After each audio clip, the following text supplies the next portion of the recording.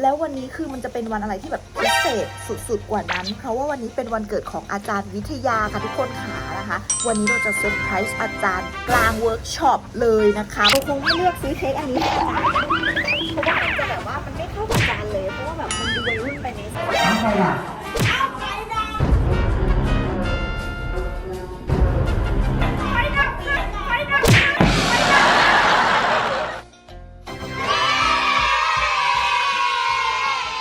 Good morning ค่ะทุกคนค่ะวันนี้นะคะเจอกันแต่เช้าเลยนะแล้วก็วันนี้ค่ะเจ๊นะคะจะเดินทางไปจังหวัดนครราชสีมานะคะหรือว่าโคราชนั่นเองค่ะแต่ว่าวันนี้คือแบบฝนตกปรอยๆนะคะคิดว่าน่าจะตกเฉพาะในกรุงเทพนะหวังว่าต่างจังหวัดคงจะไม่ตกนะคะทำไมเจ๊ถึงไปโคราชนะคะต้องบอกก่อนว่าเจ๊แล้วก็ทีมงานนะคะทีมงานฟาเกอร์นะคะมีจัดสอนนะคะสำหรับการทำผมตั้งแต่พื้นฐานนะคะสอนการทำสีต่างๆนะคะในระยะเวลา2วันตั้งแต่เมื่อวานกับวันนี้นะคะแล้ววันนี้จะเป็นการลงมือปฏิบัติเมื่อวานเป็นทฤษฎีกับโรงเรียนสารพัดช่างค่ะที่โคราชนะคะอย่างที่บอกว่าฟาเกอร์เราจะมีเวิร์กช็อปจะมีการเรียนการสอนอยู่ตลอดอยู่แล้วนะคะแล้วก็การเข้าไปร่วมกับโรงเรียนสารพัดช่างเนี่ยเราก็มีบ่อยนะคะแล้ววันนี้คือมันจะเป็นวันอะไรที่แบบพิเศษสุดๆกว่านั้นเพราะว่าวันนี้เป็นวันเกิดของอาจารย์วิทยาค่ะทุกคนขานะคะซึ่งต้องบอกว่าอาจารย์วิทยาอยู่กับเจ๊มาคือตั้งแต่เริ่มบริษัทกันใหม่ๆเลยนะคะแล้วก็อาจารย์ก็จะเป็นทีมผู้เชี่ยวชาญนะคะในเรื่องของการทำสีผมในเรื่องของเทคนิคการทำผมทั้งหมดทั้งมวลนะคะเพราะฉะนั้นวันนี้เราจะเซอร์ไพรส์อาจารย์กลางเวิร์กช็อป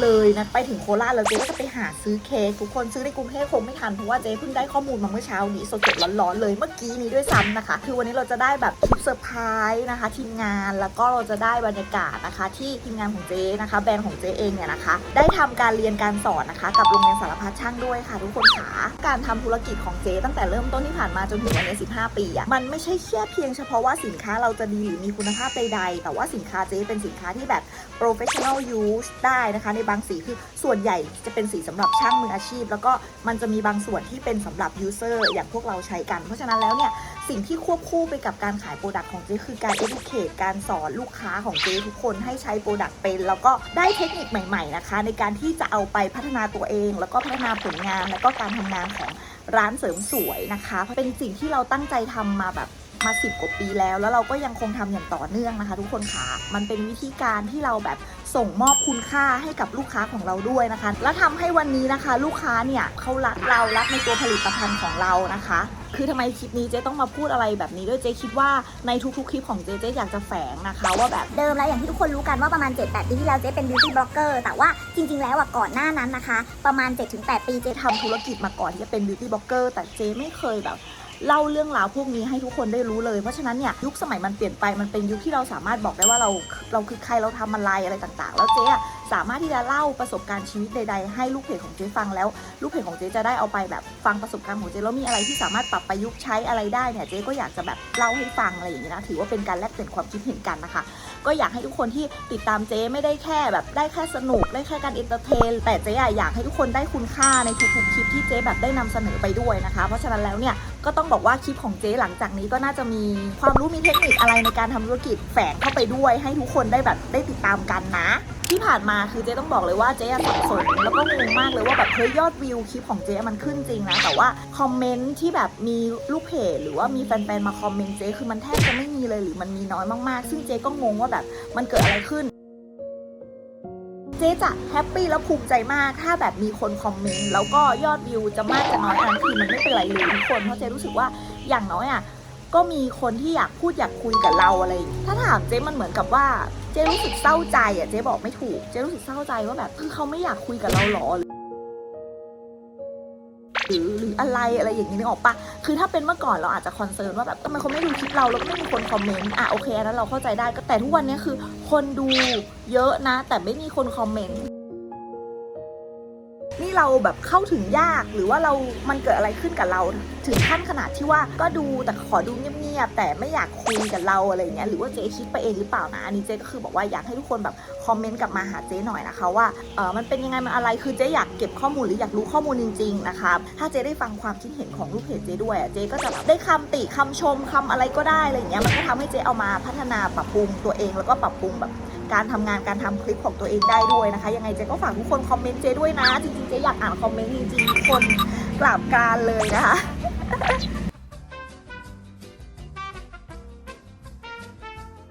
ฝ ฝนตกยังไม่คงไม่หยุดค่ะทุกคนหานะคะ ก็เดี๋ยวเจ๊จะรอรถมารับแล้วก็จะเดินทางไปต่างจังหวัดแล้วยังไงเดี๋ยวอัปเดตระหว่างทางกันนะแล้วเจอกัน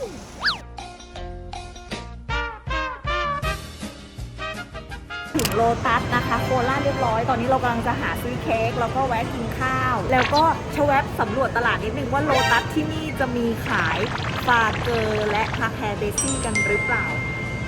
ไปกันไวๆเชฟตะกิวอดีตเด็กเสิร์ฟที่ร้านนี้ก็ต้องคิดถึงเป็นธรรมดาแต่เมนู10 ปีที่แล้วยังมีอ่ะคือไอ้นี่ข้าวอบไก่ย่างตอนพักเบรกตลอดว่าไปแต่วันนี้เราไม่ได้กินเชฟตะกิวทุกคนแค่แบบลำลึกความหลังนะคะ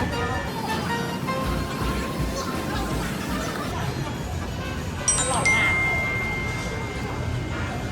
เฮ้ยหนูเห็นหนูเซิร์ฟนี้แล้วค่ะมันต้องมีสิฉันไม่ต้องเดินแล้ว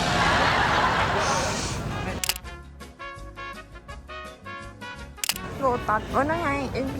นั่นไงเจอแล้ว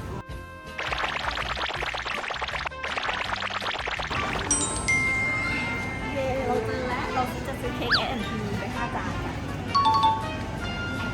เราคงไม่เลือกซื้อเค้กอันนี้ให้อาจารย์นะเพราะว่ามันจะแบบว่ามันไม่เข้ากับอาจารย์เลยเพราะว่าแบบมันดูวัยรุ่นไปเธอคิดว่าอาจารย์จะมีอะไรเค้กผลไม้เหรอเนี่ยส้มเนี่ยเจ๊อ๋อปกติแกจะออเดอร์พี่อ้อนนะเค้กผลไม้ตลอดหรอรู้จริงรู้ลึก นี่แกฟรุตเค้กนี่ไงเอาอย่างนี้น้องกันเนาะเนี่ยฟรุตเลยแกจะชอบออเดอร์อย่างเงี้ยแล้วเอาฟรุตเค้กแล้วเอาเทียนไปนะฮะ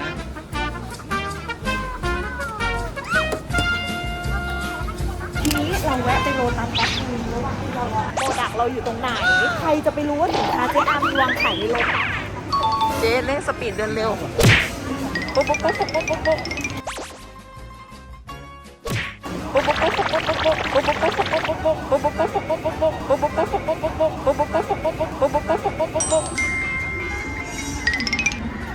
ขอเปิดแมสดูเลยค่ะนี่ค่ะมาสก์ผมรุ่นใหม่ล่าสุดจากคาแคร์เบซี่ซึ่งผลิตโดยโรงงานเจแล้วก็เจก็เป็นเจ้าของแบรนด์เองด้วยมีวางขายทั่วโลตัสนะคะนี่ที่เราสุ่มมาที่โคราชก็ยังเจอโปรดักต์ของเรานะคะและเราเชื่อว่าไม่ได้มีโปรดักต์ตัวเดียวอย่างแน่นอนนะคะต้องมีตัวอื่นด้วยต้องบอกก่อนว่าน้องคนนี้ขายดีมากในราคาไม่ถึง100บอกเลยราคาหลัก10ปริมาณ300 มลเด้อนี่นะคะแชมพูปิดผมขาวคาแคร์เบซี่ของเรานะคะเราจะมีสีดำนะคะสีน้ำตาลเข้มนะคะแล้วก็สีน้ำตาลทองเพราะฉะนั้นเนี่ยปิดผมขาวนะคะไม่จำเป็นที่จะต้องใช้สีดำแล้วก็นอกจากนั้นเรายังมีปิดผมขาวของฟาเกอร์ด้วยค่ะแต่ฟาเกอร์จะลงเฉพาะสีเข้มอย่างเดียวนะคะมาร์คผมหอมนะคะหรือว่าน้องมาร์คตะกี้ที่เราแบบถือเป็นกระปุกเมื่อกี้นะคะแต่ว่าเราจะมีแบบซองแถมให้เพราะฉะนั้นปิดผมขาวเรียบร้อยแล้วใช้ทรีทเมนต์ตัวนี้ลงแทนครีมนวดได้เลยรับรองว่าผมจะนุ่มและไม่มีคำว่าผมไม่เสียเลยนะคะหาข้าวกินกลัวคนจะจำได้ว่าเราคือใครใส่แว่นซื้อแว่นมาแล้วไม่ใส่ก็เสียดายตังค์นี่นะคะเรากินข้าวที่ร้านตำมั่วนะคะเราสั่งอาหารกันไปเรียบร้อยนะคะโอ้โหเมนูวันนี้นะคะก็จะเป็นผัดหมี่ส้มตำนะคะแล้วก็ไก่ทอดไปกินข้าวกันอร่อยนะแต่ว่ามันมากความหอมความอะไรคือดีมากเดี๋ยวไว้ตอนเลิกงานเราจะไปกินผัดหมี่โคราชกัน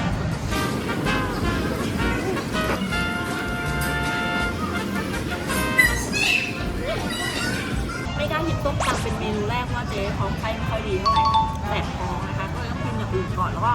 ต้มตำจะเป็นแบบสุดท้ายหน่อยอะไรเงี้ยเดี๋ยวต้องรีบกินแล้วทุกคนแล้วเดี๋ยวเจอกันที่งานนะคะ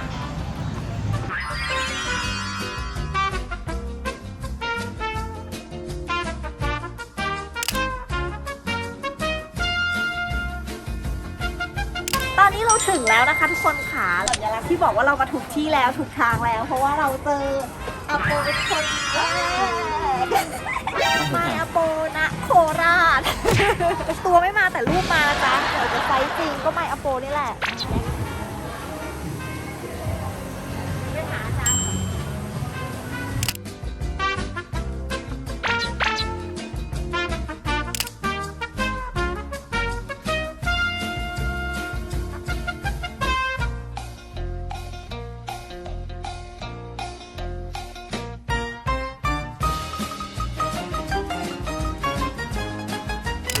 ต้องถามค เขาคนเยอะเปล่าคนเยอะเปล่า มีเยอะมากเลยค่ะที่นี่แบบเด็กนักเรียนให้ความสนใจเยอะมาก อยู่ที่ประมาณ70 คนนะคะ ก็เยอะ ถือว่าเยอะนะคะ เพราะว่าเราคาดไว้ประมาณ50แต่อันนี้ก็มาที่70 คนนะคะ เป็นช่างเลยป้าหรือว่าเป็นนักเรียนให อ๋ ม่ ออันนี้จะเป็นนักเรียนใหม่แล้วก็จะเป็นลูกศิษย์เก่าที่ส่งออกไป แล้วก็อาจารย์ก็จะให้มา มาช่วยกัน ใช่ค่ะ เพราะว่าหลักสูตรของนักเรียนที่เรียนอยู่ตอนนี้เขาจะจบประมาณเดือนตุลาค่ะ ก็คือว่าฟาเกอร์ค่ะร่วมกับสารพัดช่างนะคะ เพราะฉะนั้นแล้วเนี่ยที่มางานเนี้ยก็จะมีทั้งนักเรียนใหม่แล้วก็เป็นรุ่นพี่ที่จบไปแล้ว โดยมีทีมงานฟาเกอร์ของเรานะคะ จะแบบว่าเหมือนสอนเทคนิคในการทำสีผมอะไรอย่างเงี้ยค่ะ ทำยังไงให้ผลงานออกมาเป๊ะทำยังไงให้เนี้ยบอะไรอย่างเงี้ยค่ะ แล้วก็ลงสียังไงใช้เวลาเท่าไหร่ ดูแลสุขภาพผมยังไงหรือว่าวิเคราะห์สภาพเส้นผมยังไงก่อนทำสีอะไรใด ๆนะคะ อันนี้จะเป็นแบบโซนที่เขาเรียนทฤษฎีกันเดี๋ยวพาไปชมบรรยากาศนะคะนั่งเรียนทฤษฎีกันนะคะแต่ว่าส่วนใหญ่ก็จะออกไปปฏิบัติกันข้างนอก ก็เดี๋ยวหลังจากที่ข้างนอกนะคะ ทำผมทำอะไรเสร็จเรียบร้อยแล้วนะคะ ก็จะทำการจบงานแล้วก็ จะมีพิธีมอบใบประกาศนียบัตรให้กับนักเรียนนะจ๊ะเจ๊จะพาทุกคนไปดูบรรยากาศก่อนก็แล้วกันเนาะว่าบรรยากาศวันนี้จะเป็นยังไงบ้างนะคะไป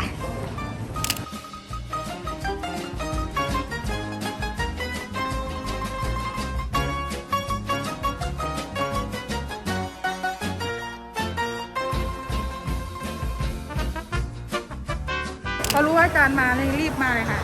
มาตั้งแต่เมื่อวานใช่ไหมคะ เมื่อวานสอนละเอียดค่ะตั้งแต่เรื่องโครงสร้างเส้นผมเลยค่ะแม้กระทั่งอะไรนะผม1 เดือนยาวกี่เซนอะไรอย่างเงี้ยวิเคราะห์เส้นผมพวกชราพวกแผลต้องทำยังไงอะไรอย่างเงี้ย นะคะก็คือตั้งแต่หนังศีรษะไปจนถึงเส้นผมเพราะว่า ใช่ การที่เราจะทำสีผมออกมาให้เป๊ะนั้นมันไม่ได้แค่แบบว่าผลิตภัณฑ์ดีและช่างทำดีมันต้องมีความรู้ใช่ไหม ทำยังไงไม่ให้แสบตาอย่างเงี้ยค่ะมีอาจารย์ก็มีเทคนิคทำยังไงไม่ให้มีกลิ่น ต้องดูแลตัวเองด้วยในฐานะที่เป็นช่างด้วยอะไรด้วยแฮปปี้นะคะพี่ อาจารย์มาบ่อย ค่ะ เคยเรียน 15 ปีที่แล้วละค่ะ อันนี้ก็เลยกลับมาเรียนอีกที่นี่ โอ้ยพี่ถ้าใจรักอ่ะอายุเท่าไหร่ทำได้หมดแหละแล้วจ มัน ริ ก็ ง เป็นอาชีพ ๆใช่จริงไม่จำเป็นที่เราจะต้องเริ่มต้นแล้วมีร้านเลย แต่เรามีแบบเพื่อนสนิทเราเริ่มต้นจากคนรู้จักแล้วมาทำมาอะไร แล้วมันเดี๋ยวถึงเวลามันจะมีหรือไม่มีร้านมันค่อยขยับไปเอง ใช่ใช่พี่ขอบคุณมากๆค่ะที่มางานนี้ ได้ค่ะพี่โอ้ยพี่ถ้าใจรักอ่ะอายุเท่าไหร่ทำได้หมดแหละ แล้วจริงๆ มันก็เป็นอาชีพ คือจริงๆ ไม่จำเป็นที่เราจะต้องเริ่มต้นแล้วมีร้านเลย แต่เรามีแบบเพื่อนสนิท เราเริ่มต้นจากคนรู้จักแล้วมาทำมาอะไร แล้วมันเดี๋ยวถึงเวลามันจะมีหรือไม่มีร้านมันค่อยขยับไปเองที่แบบลองสอบถามแบบ2-3 คนอะไรอย่างเงี้ยทุกคนแบบอยากให้มาอีกทุกคนคือแฮปปี้มากแล้วก็เขาบอกว่าคือเราไม่ได้สอนแค่สีผม สิ่งที่เราสอนคือเราสอนตั้งแต่วิเคราะห์หนังศีรษะการโปรเทคตัวเองในฐานะที่เราเป็นช่างทำยังไงให้แบบ ป้องกันตัวเองใส่อะไรให้ทั้งเราและทั้งลูกค้า เพราะว่าการทำสีผมหรือการทำเคมีใด ๆ เกี่ยวกับเส้นผมเนาะไม่ว่าจะยืดดัดทำสีมันต้องมีการวิเคราะห์หมดไม่ใช่แค่วิเคราะห์แค่เส้นผมด้วยแต่มันคือการวิเคราะห์เชิงลึกแม้กระทั่งผิวผลิตภัณฑ์ดี50ช่าง50คนละครึ่งทางเสร็จแล้วพอทุกอย่างมันโอเคผลงาน แล้วก็ความพึงพอใจของลูกค้าก็คือเต็มร้อยอย่างแน่นอนนะคะทุกคนพอเจ๊มาเห็นอย่างนี้แล้วเจ๊รู้สึกดีใจนะถ้าดูวันนี้คือเราไม่ได้ขายของเลยนะทุกคนเราไม่มีการขายอะไรนะคะ แต่มันคือการที่ว่าในฐานะที่เราเป็นหนึ่งในผู้เชี่ยวชาญในเรื่องของการทำสียืดดัดแล้วก็ใด ๆ เกี่ยวกับพวกเส้นผมเนี่ยเราก็มาแบ่งปันแล้วก็ถ่ายทอดประสบการณ์ที่ผ่านมาตลอดชีวิตของการเป็นช่างการเป็นอาจารย์ของทีมงาน แล้วก็ สิ่งที่พวกเราได้เรียนรู้จากการที่เราเปิดบริษัทแล้วทำสีผม และเรียนรู้เกี่ยวกับเรื่องเส้นผมมาประมาณ10 กว่าปีนะคะเพื่อเอามาถ่ายทอดแล้วก็เป็นวิทยาทานให้พี่น้องช่างทำผมเพื่อให้เขาไปต่อยอดนะคะในชีวิตการทำงานในประสบการณ์หรือเป็นอาชีพของเขาได้อะไรอย่างเงี้ย มันภูมิใจนะมันเหมือนเราได้สร้างอาชีพอะทุกคนต้องใช้ฟาเกอร์นะไม่ใช่คนที่มาเรียนวันนี้ไม่จำเป็นเลยว่าอนาคตไปเปิดร้านไปอะไรคุณจะต้องใช้ฟาเกอร์อย่างเดียวมันไม่ได้จำเป็นแต่คือสิ่งที่คุณได้ไปเทคนิคที่คุณได้ไปคุณสามารถเอาไปอัดแอปไปแอพพลายกับทุกอย่างที่คุณมีที่บ้านได้ที่ร้านได้ก็เปรียบเสมือนกับเวลาเจ๊สอนทุกคนแต่งหน้าเจ๊จะบอกเสมอว่าไม่จำเป็นต้องซื้อสินค้าตามเจ๊นะไม่จำเป็นไม่ต้องซื้ออะไรคือเอาสิ่งที่มีอยู่ที่บ้านอันไหนหยิบจับมาใช้ได้ก็คือเอามาใช้ก่อนเอามาทดลองก่อนถ้าเกิดมันสีมันไม่ได้อะไรมันไม่ใช่ถึงเวลานั้นค่อยเปลี่ยนวันนี้แบบเจ๊รู้สึกดีใจแล้วเดี๋ยววันนี้เป็นวันเกิดของอาจารย์วิยาด้วยนะคะเจ๊คิดว่าคงจะแฮปปี้เบิร์ธเดย์แกหลังจากเสร็จงานแหละเพราะว่าตอนนี้คือเขากำลังทำงานอยู่ถ้าเราไปแฮปปี้เบิร์ธเดย์ตอนนี้คือไม่โอเคเท่าไหร่นะคะเปลี่ยนแผนเป็นหลังเสร็จงานแล้วดีกว่าค่ะ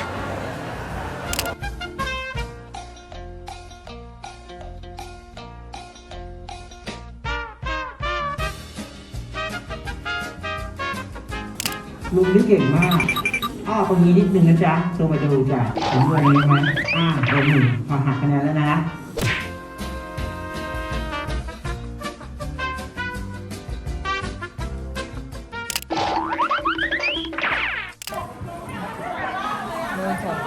อ้าวน้ำไฟดับ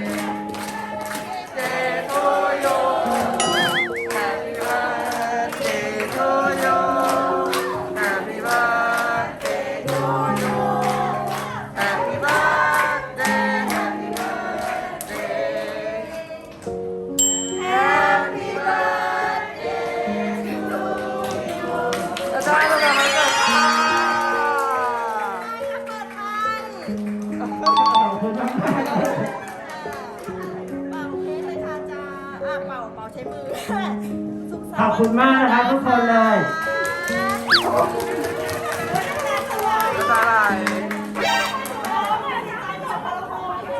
ลืมเต้น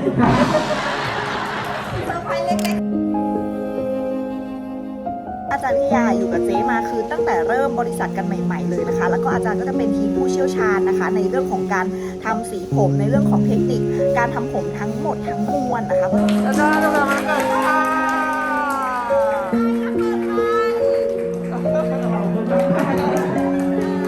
ขอบคุณมากนะครับทุกคนเลย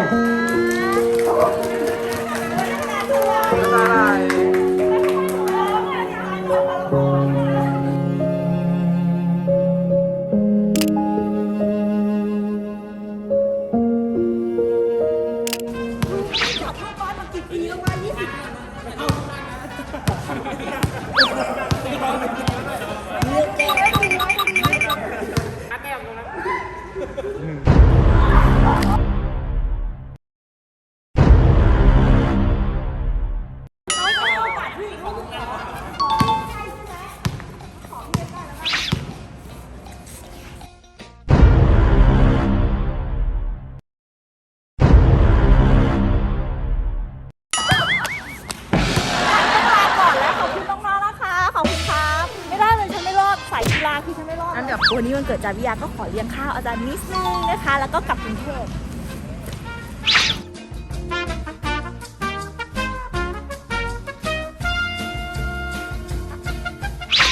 มารอบนี้มีดนตรีด้วยนะคะ มาร้านเดิมรอบที่แล้วมาโคราชก็คือตำโคราชแล้ววันนี้ก็ยังมาตำโคราชเมนูแรกที่จะสั่งคือผัดหมี่โคราชแล้วก็ส้มตำที่นี่อร่อย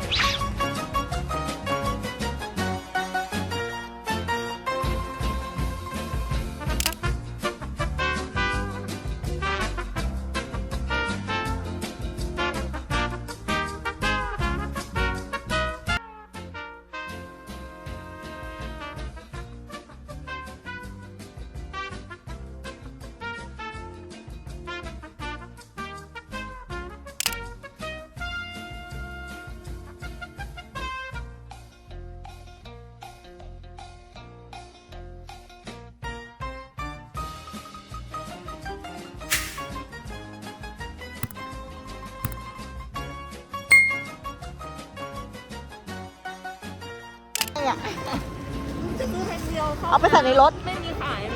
เอาไปใส่ในรถเหรออ๋อโอเคเข้าใจได้แต่เขาไม่ขายแพ็คนึงเอาเหรอ